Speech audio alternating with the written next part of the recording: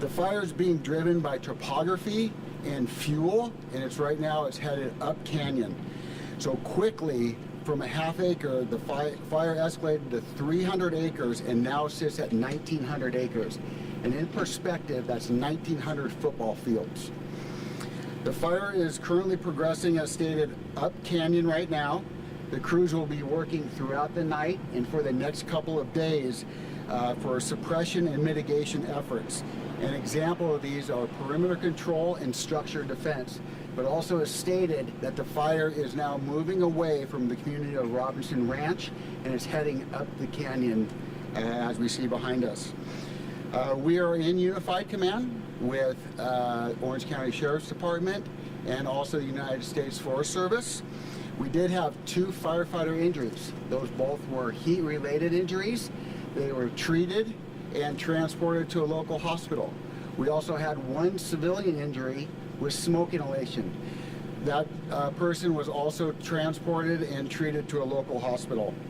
Currently, we have approximately 1,000 firefighters on scene through the night and into the next couple of days. And no properties were damaged. And that's all I have to report right now. I appreciate it, and I will give it to the Orange County Sheriff, Assistant Chief McCullough.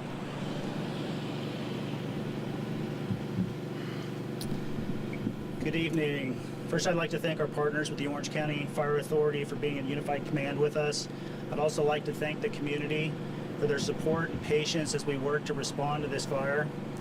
Our role in a fire incident is to assist the Orange County Fire Authority with road closures and evacuations and to ensure the safety of any homes and residents during the evacuation. Currently, we have road closures at the following locations: Plano Trabuco Road and Joshua Drive, Plano Trabuco Road and Robinson Ranch Road, Antonio Parkway and the Los de Paz, Trabuco Canyon Road and Trabuco Creek Road, Santa Margarita Parkway and Antonio Parkway, and Avenida Impresa and Santa Margarita Parkway. Mandatory evacuations have been ordered for the community of Robinson Ranch, which is estimated about 1,427 homes. Voluntary evacuation warnings are in effect for the following areas: Trabuco, Rose, and Holy Jim Canyon, and Dove Canyon, and the community of Rancho Cielo. The Emergency Operations Center and the City of Rancho Santa Margarita have established a care reception center at the following location: Bell Tower Regional Community Center at 22232 El Paseo in the City of Rancho Santa Margarita, and the Red Cross will be available to assist evacuated residents. Large animal shelter has been established at the Orange County Fairgrounds, which is located at 88 Fair Drive in the City of Costa Mesa, to evacuate the horses. For any updated emergency messaging and including a map of the evacuation area, please visit ocsheriff.gov/airport fire. And this is a reminder that if residents haven't signed up for the Alert OC, they can sign up for Alert OC and get messaging at alertoc.com. In closing, I'd like to remind the residents that the incident can change at a moment's notice. It's important, if you live in the area, to be prepared to evacuate. And I want to thank again the community for their support and patience. Next up, I'd like to welcome Cleveland National Forest District Ranger Daryl Vance.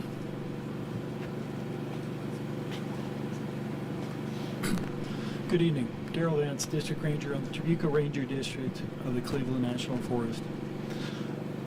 The federal response on this fire, we really appreciate the work that Orange County has done, and we were quick to assist with a good initial attack response. As folks are aware, this is one of 3 major fires burning in the Southland right now, and so our resources were available, and we jumped on this as soon as we could. Currently, this is burning towards generally the footprint of the 2018 Holy Fire, and obviously we don't want to make predictions on what we think it's going to do, but we have high hopes that that's going to assist us with a prior burn scar. As folks have noted, we have a number of resources on the fire currently. Fortunately, as far as we're aware, we do not have any structures burned as of yet, but this fire's got a long ways to go before it's out. And we do appreciate the patience of the community, and we do ask that folks try and stay away from where the fire is being fought. We've got a number of gates that are closed, and we ask that the members of the community respect that the battle's ongoing. I appreciate it. From there, I'd like to introduce Orange County Board Supervisor Don Wagner. Good evening, and thank you all for coming out and helping us get the word out to the people of Orange County. As you've heard from the folks that have come before me, it is an all-hands-on-deck situation, and so far everything is working in coordination. Once we learned about this fire, we stood at the county, we stood up our Emergency Operations Center. I personally have had opportunities to chat with Chief Fennessy of OCFA, with Sheriff Barnes, with men and women under their command. I've even talked to Orange County Congresswoman Young Kim, who, like me, represents this district.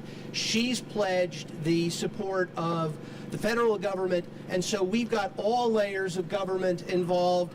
And then I also had a chance to call Mayor Gamble to make sure that if there's anything we can do, we'll do it. And so I will assure you, from the municipal level through the county on up to the state and the federal government, we are on this doing what we can to protect life and limb out there in Orange County. But the one thing that can most protect people is not the wonderful work of the men and women behind me. It is the work of you out in the community to protect yourselves, your families, your loved ones, your animals. You heard about some of the evacuation orders. Some of them are not yet mandatory. Don't wait for a mandatory evacuation order. If you're under an involuntary evacuation order, please know those are not issued lightly. That is the time to get going. That it could happen. There could be an evacuation order coming your way. Means that's the time to get prepared. Figure out what you're taking, how you're taking it. The time to protect yourselves is now, not when you get an emergency absolute order to evacuate, because then you put yourself, your loved ones, your neighbors, the men and women that are working to fight this fire, all of them at risk. And so to the community, know that you've got some dedicated professionals here, and know that they are counting on you to help do your part in protecting yourselves, your property, and most important, your loved ones. And so to the community, I say, as you heard from the sheriff, check out Alert OC. Go on to the sheriff's website. Go on to the Orange County Fire Authority's website. Follow me. My website will be putting out information at Don Wagner CA. Keep yourself informed as to the progress of this fire, what you can do to help these men and women help you. That's the message that I'd like to drive home to the community. It is our turn to protect ourselves, and so now is the time to figure out what you're going to do if you're in fact forced to get out. I will at this time turn it over to the city of Rancho Santa Margarita's mayor, who has been on the Emergency Operations Center since the fire broke out, to tell you about the city's response. Ladies and gentlemen, Mayor Carol Gamble. Good evening, ladies and gentlemen. My name is Carol Gamble. I'm the mayor of Rancho Santa Margarita, and I'm also a longtime serving board member of OCFA. So I'm sporting both brands right now. It gives me pleasure to thank the men and women of the Orange County Sheriff's Department and the Orange County Fire Authority and our friends at CAL FIRE, and also my city staff under the leadership of our city manager, Jennifer Cervantes, for the coordinated and professional response. I realize that this is probably your first go-around at something like this, and it's scary, and it looks so bad. However, I want to tell you that I know every person standing here, And that's because I've worked with them for years, and they have worked with each other. We do drills in anticipation of this type of event. And so I hope that brings you a small amount of peace for what I believe might be considerable anxiety.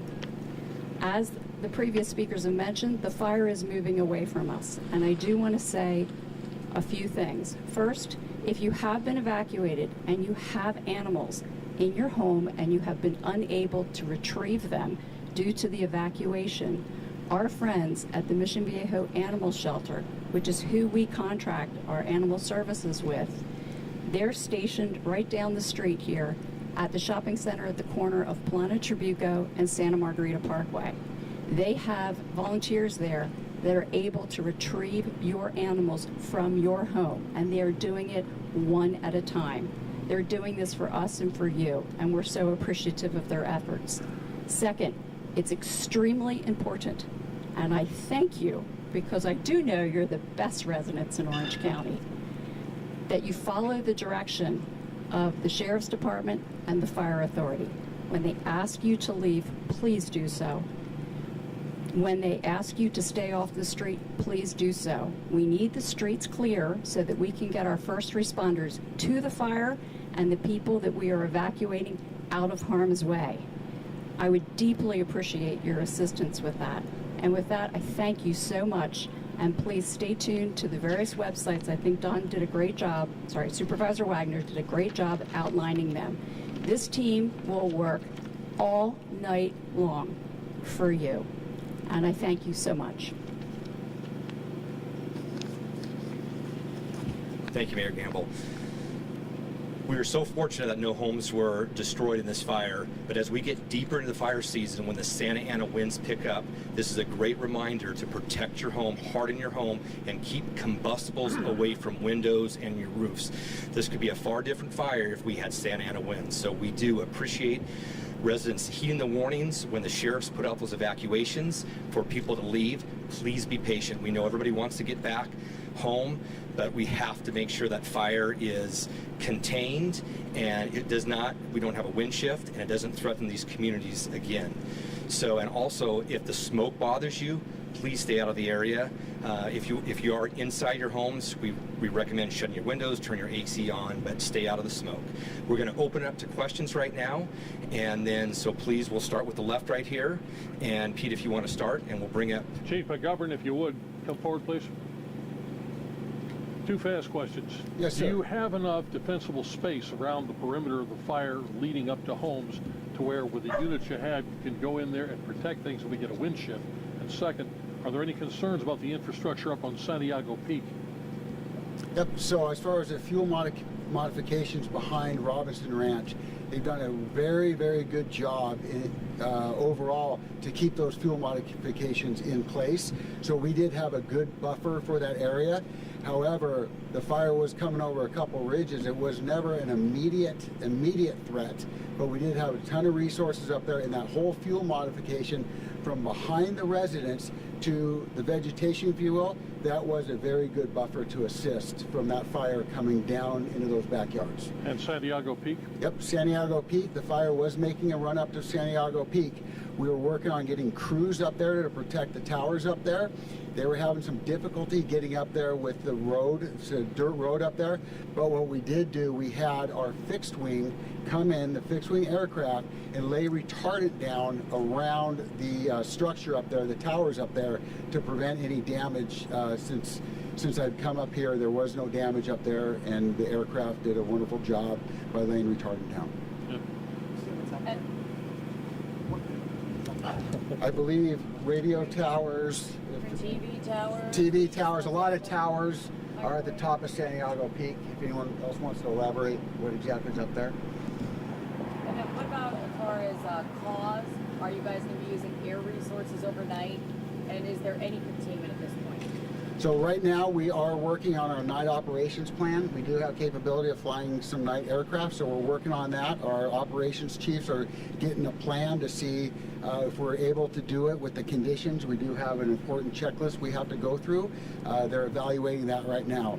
That's one. As far as containment, right now we have zero containment established, but by the morning I would anticipate that we'll have a small percentage. Unknown what that is. It's not going to be a big number, but we're hoping to get some small number out on the containment. Your third question was as far the cost. So as in any fire that OCFA or any fire authority responds to, we investigate all fires. And our fire investigators were out there on initial response, and they took action of what their role needed to be. So the fire has been classified as unintentional. The cause of the fire was a spark from heavy equipment being used to replace barriers out there. 2 employees from Orange County Public Works were utilizing heavy equipment to place large boulders as barriers off Trabuco Creek Road to restrict access into the vegetation. They began the planned work this morning around 7 a.m. After placing a load of boulders, the operators began seeing smoke coming from the area of the loader's basket. The operator and his supervisor used multiple fire extinguishers and the loaders to attempt to extinguish the fire while 911 was being called. Were you able to have all the resources that fire over Santa fire also initial reports online that there are made requests for air tankers was that a good situation that was cleared up, or are we in a tough situation where something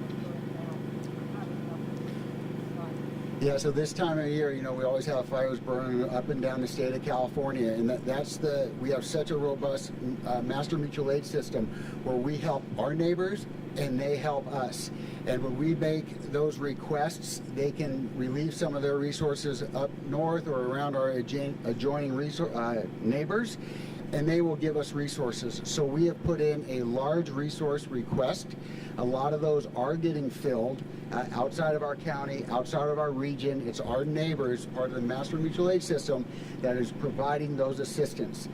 We have a lot of orders that are out. They will be filled throughout the night, because if you remember, we have all the firefighters out there right now, and tomorrow we have to bring them off the line to get that rehab done and get new firefighters out. So if you think about it, the number of firefighters we have right now, we probably need the same amount of firefighters tomorrow. So that's why we have all these resources coming in this evening, with many, many orders being requested through the state to get those help. I would have to look at the resource order request, but when we pushed our orders through, we made it to where we had enough. Chief, for the Firehawks, which you have, which I understand have night flying capability, are they any that will be used tonight? And was part of the difficulty getting air power in there to look at? There was so much dense smoke over there, they couldn't actually see where the point of the fire was burning. I was, looking at the columns of smoke. There was no visibility at all. They couldn't fly into that at all. Yep, so our new Firehawks were on scene from initial dispatch today. They were doing their water drops with 1,000 gallons, which was a significant assistance. Also, Cal Fire brought in their Firehawk also to assist. And we also had fixed wing dropping the retard, multiple fixed wing, large air attack, air tanker airplanes come in to assist.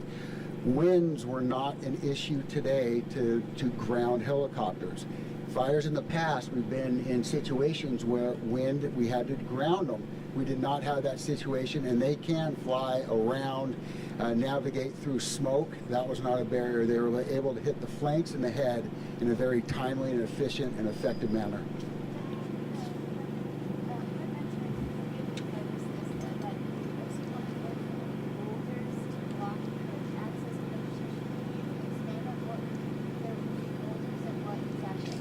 Yeah, so I don't know the exact area, but out Trabuco Creek Road, they were moving boulders to block access to the vegetation, maybe to prevent cars from going off or something, just kind of doing barriers to keep out the people out of the vegetation because of the weather we just have right now, and the fuels are getting to that point, so we just don't want a lot of people in that vegetation unnecessarily.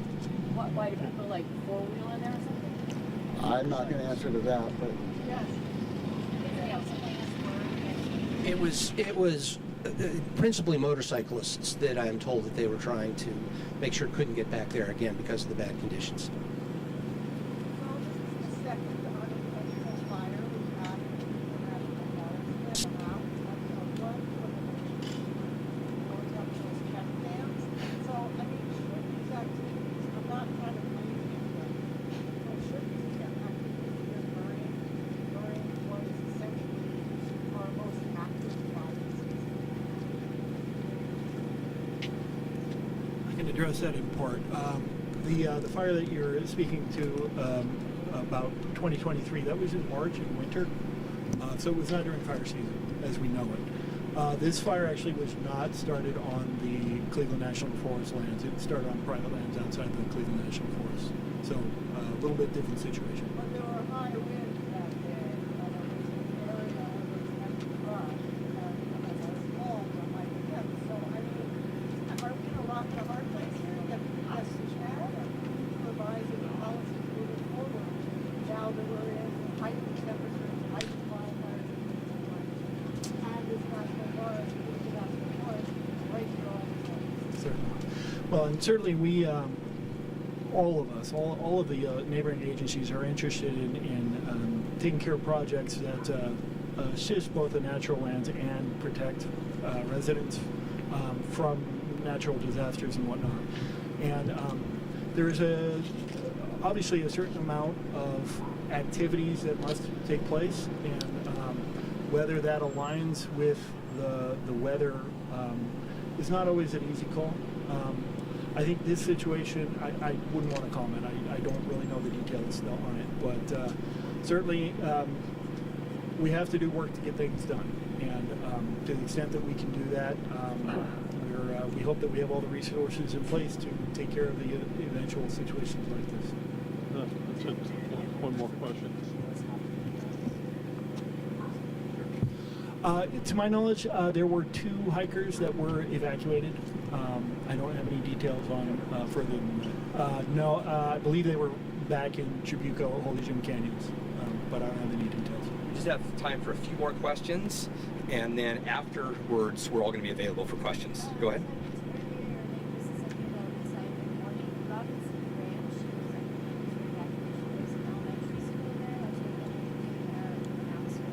Yeah, there will be an announcement. The school district will be announcing that this evening for those residents. Yes.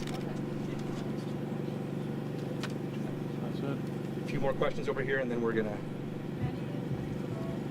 No. 2 firefighters suffered basically heat-related injuries and were transported to Mission Hospital and are doing very well. And there was one person that had some smoke inhalation, and he was also transported to Mission. No, it was somebody else in the area. I don't have all those details on that. You have? No. Thanks, Steve. Okay, I think we're good here. We're all available for questions after. Thank you again for getting the word out.